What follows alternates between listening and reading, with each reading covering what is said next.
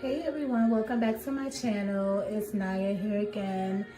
I'm an esthetician here in the Atlanta area, for some of you who may not know. And I decided to get back on here today to talk about skincare products that you can purchase on a budget. Because a lot of skincare nowadays that is supposed to be like the best top skincare is really expensive. And I just wanted to talk about some products that I recommend to my clients that are inexpensive, affordable, over-the-counter kind of stuff that I'm going to recommend. So first off, let's talk about what the skincare regimen looks like, a skincare regimen looks like. And the order, and this is going to be Skincare 101. This is what we've learned in school, in aesthetic school, which I went to Christine Valmy School for Aesthetics in New York.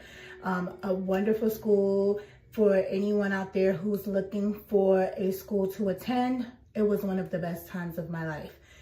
So shout out to Christine Valmy. They trained me well. We did a lot of hands-on. They had wonderful teachers there, and I follow them on Instagram. So some of those amazing teachers, they are still there. So I'm not gonna make this video too long. I just wanna talk about the steps of skincare maintenance.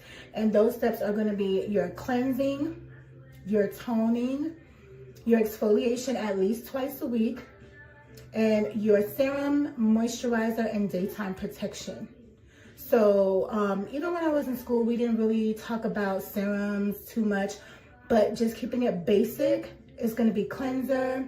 After cleansing, you're going to exfoliate your skin, and after exfoliation, you are going to tone your skin, and then after toning, you are going to put on your moisturizer and or daytime protection, and of course, if it's nighttime, you're going to do your nighttime moisturizer, right?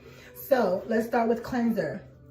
So right now, you know, there's a lot of cleansers out there that are probably really good, but I'm just going to go with the ones that I recommend to my clients because I feel like they are decent products that I've used in the past, and it'll hold you over until you get the better products. So let's start with the cleanser. Usually when my guests come in, they might buy like a really expensive toner or a really expensive serum, and I'll tell them, hey, just cut corners and go ahead and use like your CeraVe cleanser. So I'll recommend CeraVe cleansers a lot. Of course, going according to your skin type. So after I do their skin analysis and we assess whether they are sensitive, oily, dehydrated, we'll go from there. But keep in mind, there are a lot of other brands that maybe cost like about $10 to $20 more than your CeraVe cleanser. And the products that I like to use will be like Peter Thomas Roth. I love Peter Thomas Roth. Peach and Lily. I love Peach and Lily products. And I also love, like I said before, Gemologica is like my #1 most used product. And another hack is getting like the small products, which you can buy at Ulta. So a lot of your more expensive products, they're more concentrated. So to hold you over, you can always get the mini size, travel size ones, which are like $18, sometimes $12, $15. And a little goes a long way because a lot of people don't realize they're overusing their products. So yeah. Definitely utilize the smaller travel size products. But CeraVe is like the one that I always tell everyone that's the go-to. After you cleanse, you want to exfoliate. So for years, I'm not gonna lie, even I learned this in school, I used pure papaya cleanser for my exfoliation. And guys, remember, an exfoliation does not necessarily mean that it has to be scrubby. A lot of people feel like exfoliation is supposed to scrub. No, you can use AHAs, alpha hydroxy acids, which are going to include like lactic glycolic acids. But papaya is more of an enzyme, so that's another form of exfoliation as well. So you can use like a papaya soap bar, I know there's going to be some people that's going to be like, what? Especially some of the SDs that I work with are like, what is that? But if it's real papayan and it comes in a soap bar and you do your research, actually that's a good cleanser and exfoliation in one. And it's going to brighten the skin and exfoliate the skin from on an enzymatic level. So that's going to be good for you too. Not usually that expensive, probably about $10, and it'll last you long, and you can use it a minimum of twice a week. Again, your exfoliation is going to be twice a week. But again, if you're going to go for the more expensive products, like I've mentioned, travel size exfoliations, I love Dermalogica Daily Microfoliant, which has rice grains. A lot of people misuse it and they've said like it's harsh or it's hard. It's not supposed to be. When you mix the Dermalogica Microfoliant, it's supposed to look like a foam. So you mix it with water and you either put it in your hands or you can use a brush if you want to be fancy. And you can put it in a bowl with a little bit of water and mix it into a foamy consistency. So that's going to be how it's applied, foamy. So it shouldn't be a lot of scrub, maybe just a little, but not to the point where you're using it as a scrub. Sometimes people like that feeling, understandable, but you should not, it's not really supposed to be used that way. But you can, if you like, you would use less water and you would use a little bit more of the powder. So I love that one. And you have the small travel sizes, and a little goes a long way with that as well. As far as exfoliation, I kind of stick in that area when it comes to exfoliation. Just remember, always go for like the travel sizes and use a little bit. Next is going to be your toner, and I always tell people use rose water. If you are not sure about if the toners are any good, or if you're not sure if it's going to be an ethically sourced toner, go for rose water. That's going to be the closest to your skin's pH. That's what's so good about rose water. It's very close to our skin's pH, which is a 5.5 pH. So go for that.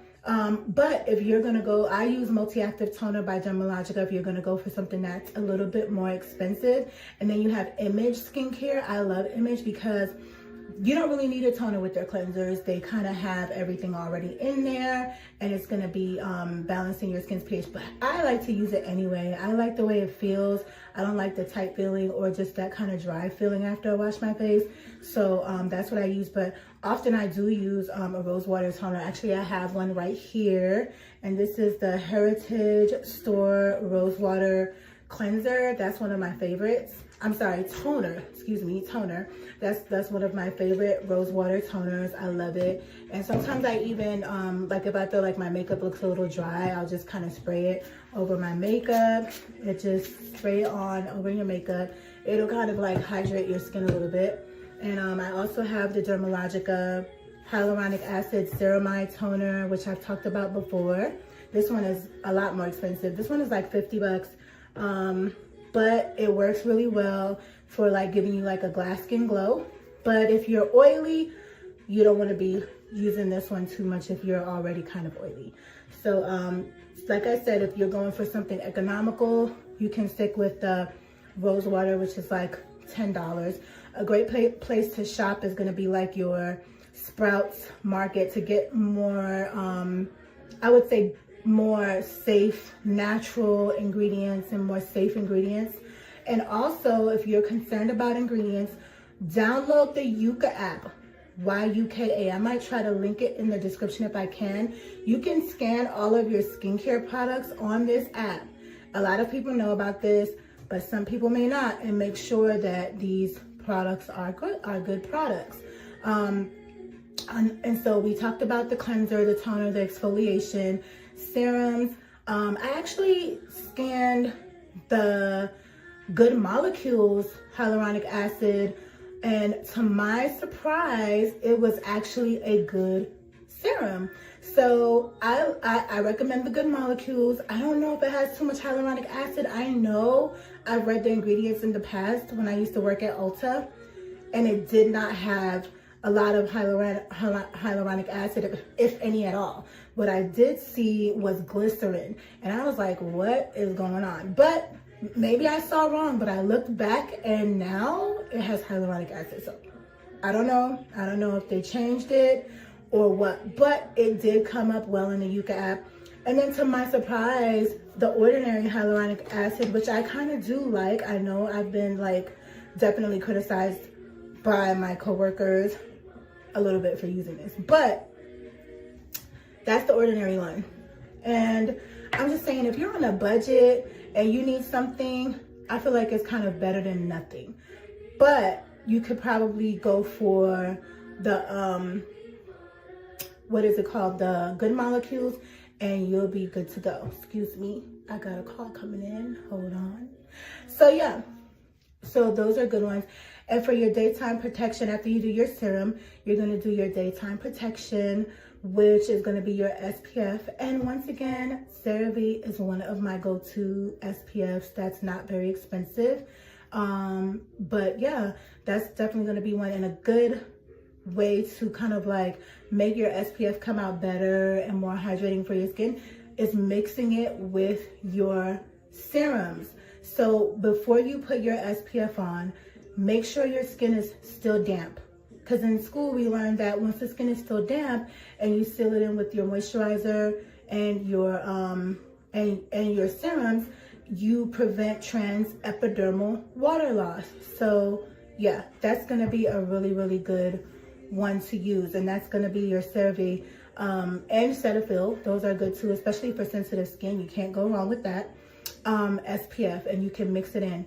And a lot of people say that SPF is not good for the skin, or they feel like black people or darker skin people, people of color do not need SPF, but it's not true, because if you don't use SPF, you're going to start having premature aging. You don't want that. Wrinkles, hyperpigmentation, all of these things happen when you're not using SPF. So I highly recommend it. It's gonna be the foundation of all of your skincare. So yeah, that's gonna be the steps that you're gonna follow. If you want a better SPF, go for your physical SPF, which is going to be your zinc oxide and your titanium oxide. Those are mineral-based physical SPFs, and if you're even more concerned, use that Yuka app, scan it, make sure that it's a good one. Go to Sprouts, go to your farmers markets, go to your Whole Foods, so that you're getting a physical SPF that's gonna be more healthy for your skin, and that's gonna have better ingredients. So yeah, I hope this helps, and I will be back on here talking about more skincare tips and advice. And if you have any questions, leave it in the comments below. Someone's trying to call me, but it was so nice coming on here again, and I hope to make more videos soon. Thank you so much for watching. Please support my channel, like my channel, share it with someone who might need some skincare help, and please subscribe. Thank you.